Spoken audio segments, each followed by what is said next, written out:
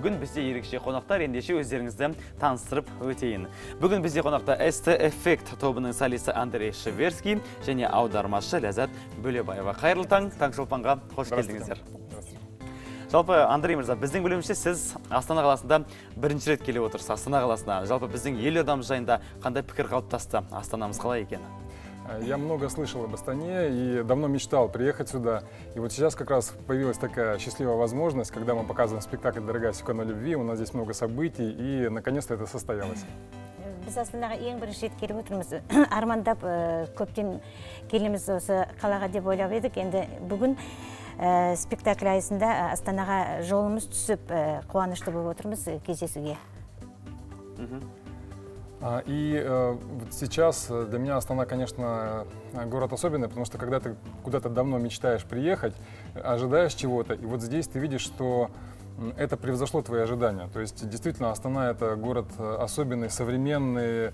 Здесь идеи, которые у людей возникают, смелые идеи, они легко воплощаются, это очень красиво, эффектно, и, конечно, это производит впечатление. Астанаға келіп ойлаған ойымызды, күткен ойымызды бәрде асып өткен. Астана сондай ғажап, керемет қала екен. Бізше идеялар осы қаланың, Астананың идеялар бәрде жеңіл түрде. Жеңіл түрде. Жалпы ғимараттардың құрылысы жеңіл түрде жүзеге асқан деген ой пікір айтып отыр Андрей мырза.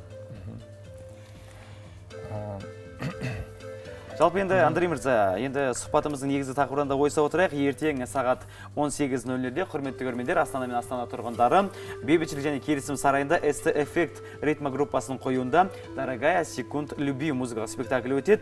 Жалпы атауы да ерекше екен. Енді дайындықтарыңыз қалай? Жалпы спектакль жайында толығырақ өзіңіз айтып берсеңіз. Этот спектакль появился совсем недавно, и идея спектакля рождалась очень давно, то есть много лет мы готовились к этому спектаклю.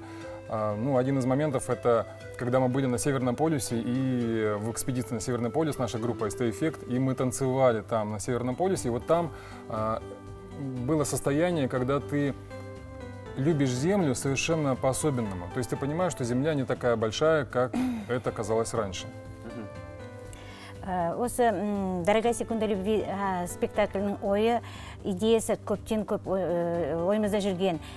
Өте қуаныштымыз осы спектакльді қойып, бір атты Евдокия Лучезарнованың кітабымен 5 аттас кітабы құрайды.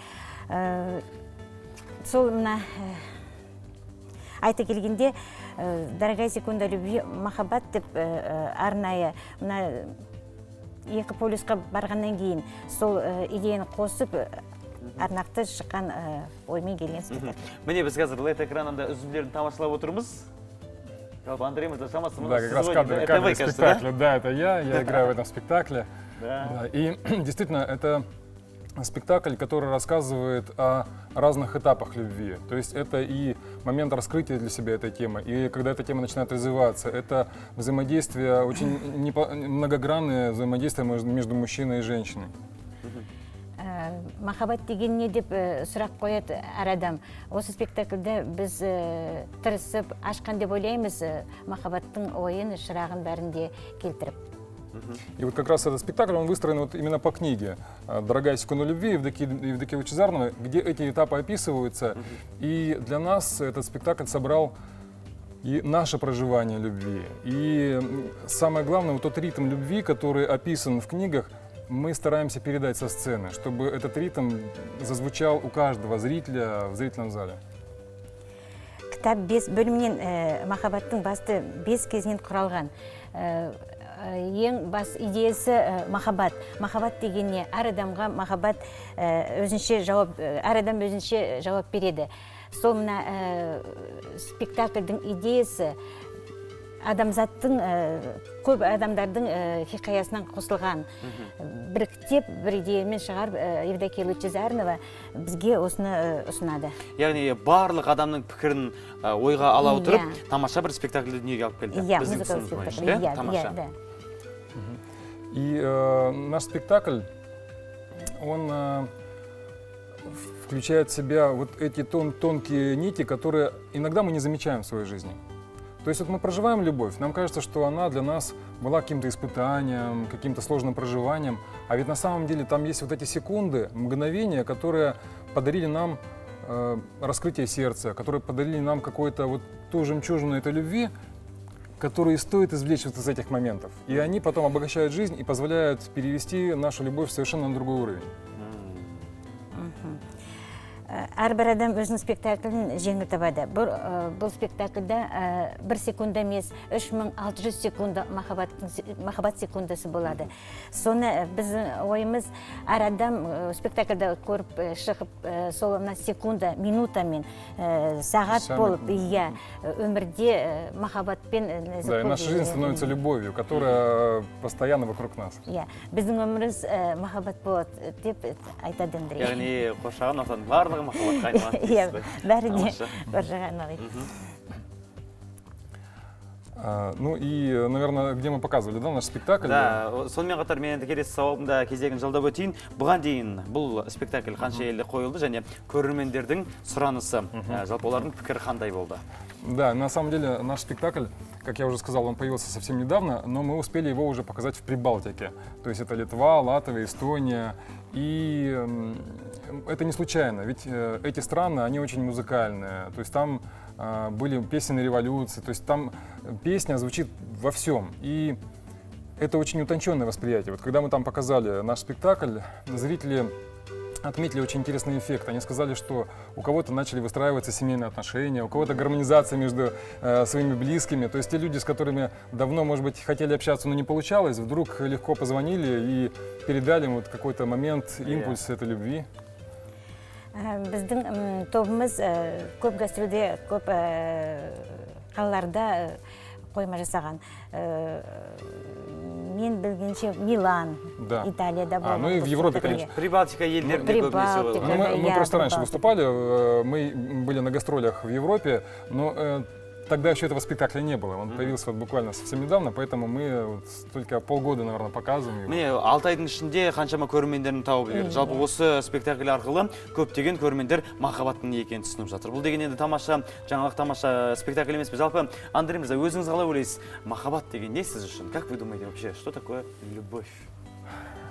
Любовь. Для вас это после... Для меня любовь, вы знаете, вот когда ты это протанцовываешь через ритм, через вот эту постановку, вот эти многогранное это состояние, для меня это сочетание вселенской любви, которая наполняет всю нашу, вот весь наш мир, и любви, которую человек может создать между мужчиной и женщиной, которую он ощущает от Земли. Ведь Земля — это планета любви. И когда это соединяется, и ты понимаешь, что любовь наполняет тебя некой мудростью, вот, жизненной мудростью. Махаббат деген ол әр нәзік, бәрі ер адам мен қыздармен арасы. Махаббатты айтқанда, махаббат туралы айтқанда айтқым келеді, бүкіл әлем махаббат әлемі деп айтады Андрей. Жалпы о махаббат сегіз әріп бір арман деп бекер айтылмаған дейсіз ғой. Енді Андрей мырза, ST-Effect ритма группасы қашан құрылып еді? Топ жайында толығырақ өзіңіз айтып беріңіз. Ритмогруппа ST-Effect возникла в 2001 году, и идея группы это ритмопластика, это ритм, который воплощается на сцене и затем передается зрителю. То есть это, знаете, вот когда зрители приходят на сцену, в зал к нам на спектакле, да, они говорят, интересный эффект. Мы смотрим шоу, мы смотрим красивые песни, слушаем и танцы, и вдруг мы понимаем, что в каждой постановке есть какая-то мысль, есть какая-то...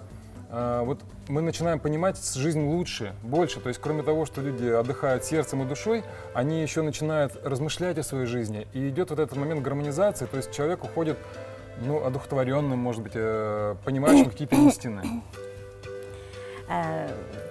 Спектакльді көргеннен кейін көрермендер тек қана музыка, пластикалық, гармониялық ләззаттанып шықпайды. Бұлар спектакльден кейін ритм және Жалпы өмірге деген құштарлықтар басқа бағытта өзгеріп шығады дейсіз ғой. Иә, өзгеріп, жаңалап өмірге қарайды деп айтады. Жаңаша көзқараспен өмірге қарайды. То есть человек меняется, он приходит одним на спектакль, а уходит совершенно другим. И это обогащает его жизнь. Спектакльге кіргенге дейін, қойылымға кіргенге дейін мүлдем басқа адам болған кезде, ал спектакльден кейін, қойылымнан кейін басқа мүлдем басқаша адамды көруге болады. Алдыға қандай жоспарлар бар? В будущем какие планы у вас? СТ-эффект. В будущем нас также сейчас приглашают в Европу с этим спектаклем, очень ждут, поскольку тема любви, она же интернациональная тема, это вечная тема, к которой люди всегда приходили, они описывали ее, они пели о ней. И сейчас это такой новый взгляд на эту тему, да, он более где-то, может быть, особенный в чем-то, да, и хочется показать, поэтому нас сейчас приглашают, и вот в планах ближайших это Европа, это другие города, может быть, вот, ближние страны. И, конечно же, мы стараемся показывать то, что звучит именно в самом ритме нашей жизни, да, вот хочется вот этот ритм раскрыть для человека, и тогда он станет счастливым. Ал енді біздің ойымызда гастрольмен Европаға барамыз деп жоспарлап отырмыз. Иә, сол мына өзіміздің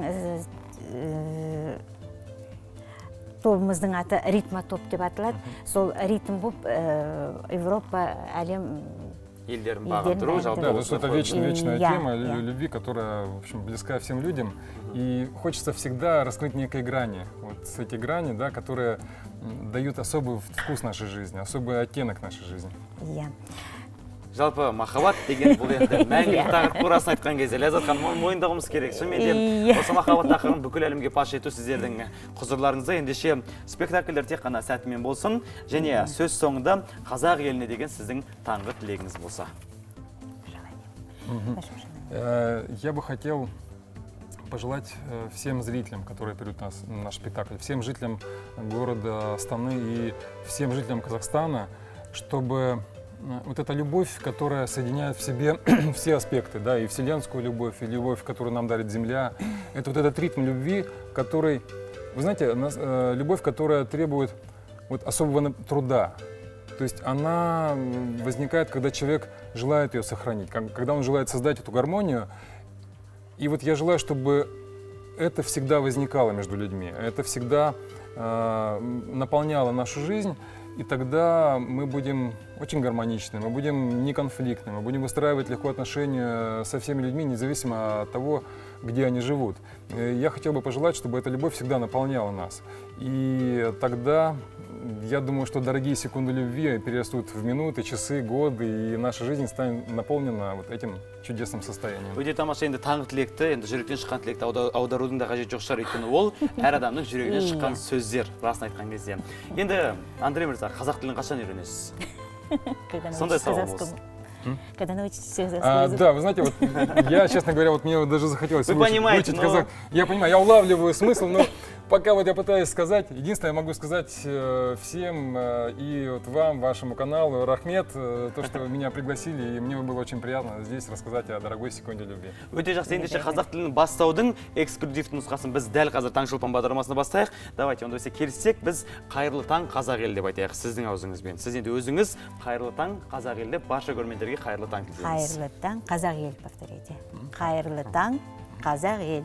Қайырлы таң қазақ ел. Тамаша, өте жақсы. Міне, ендеше Таңшолпаннан бастаңыз қазақ тілін үйренуді. Құрметті көрермендер, бүгін бізде қонақта СТ-эффект тобының солисі Андрей Шеверский және аудармашы Ләззат Бөлебаева. Келгендеріңізге көп рахмет, шығармашылық табыс тілейміз.